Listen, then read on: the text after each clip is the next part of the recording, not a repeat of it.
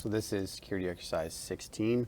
At this point, I have already gone through the setup portion and I have completed through sudo dh client. For those of you that are able, I suggest you work through the security exercises listed in the text.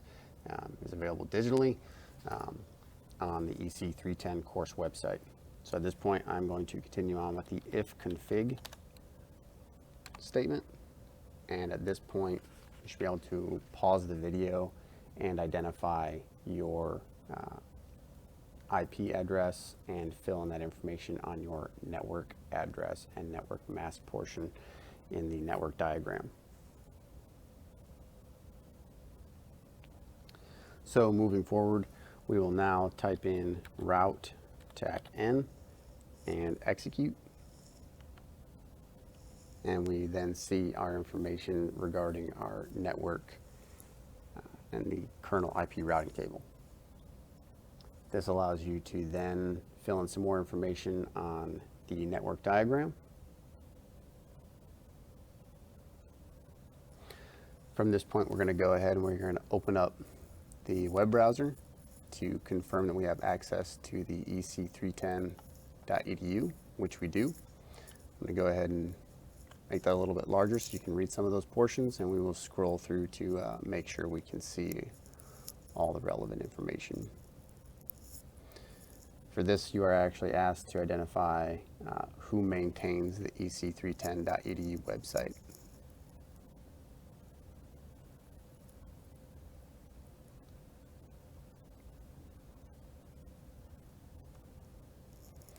So that takes us to the website.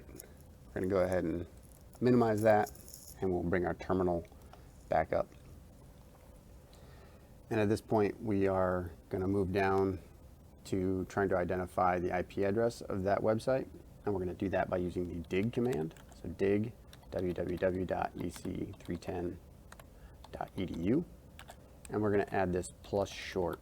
This is going to go ahead and reduce some information so we're not getting extraneous details. So that goes ahead and shows us what the IP address is there, and that allows you to label that inside your network diagram as part D.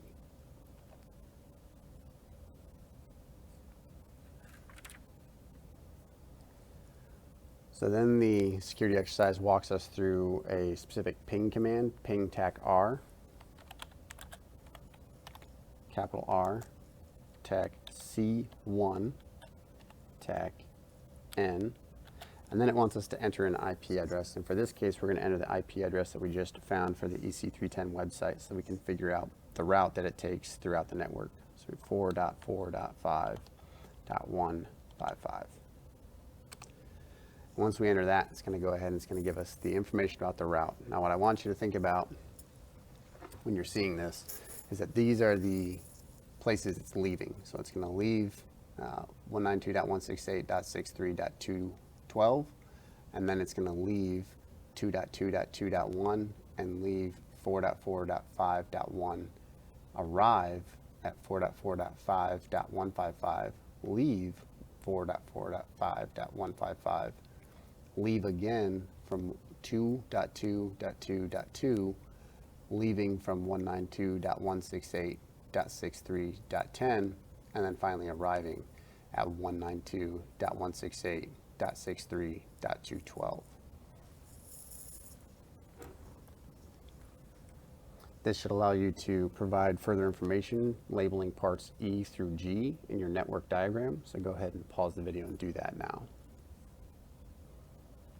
So from this point, we're actually going to use a different command that's going to allow us to confirm or refute some of that information that we just had using the command traceroute. So we use traceroute TAC-N as well as that same IP address that we had used before, 4.4.5.155. That goes ahead and shows us this information. And here we can see that we see 192.168.63.10, and then we have 2.2.2.2 and 4.4.4.5.155. And basically what we're trying to do here is confirm that that information matches up with what we've seen in the ping command. So compare those and decide whether or not they actually confirm or deny one another and if there's any issues. And filled out in question 2.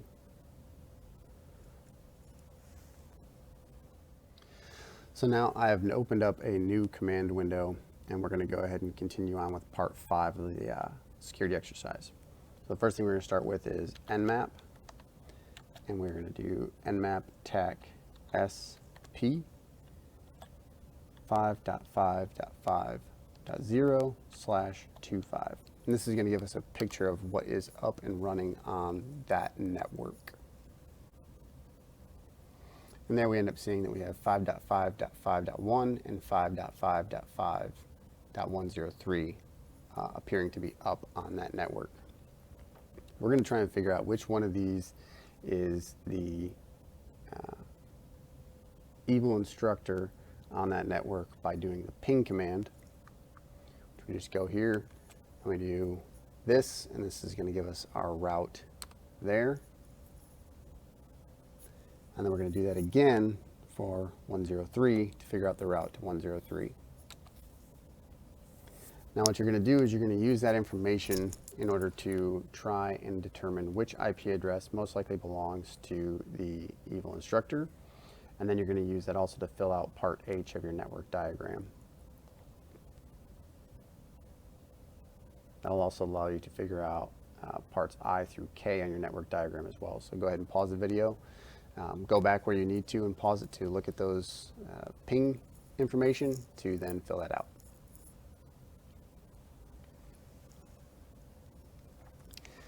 Now moving forward, we're going to go ahead and we're going to go to Wireshark as root, and we're going to go File Open, and we're going to open this hello.pcap.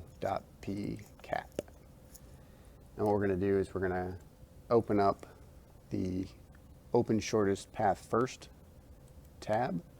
This just allows us to look inside there and see what's going on. Get that focused in a little bit better.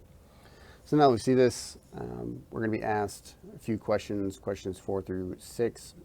They want us to determine the stuff about the hello packet. So we open up that hello packet dropdown, and we can see that it's got some information in there regarding the hello packet interval, the network mask, some options, router priority, the router dead interval, and the designated router, as well as the backup designated router. You should be able to use the information located there to answer questions 4 and 5. So take and pause that and go ahead and answer those questions. And what I'll do is I'll actually give you a close-up view.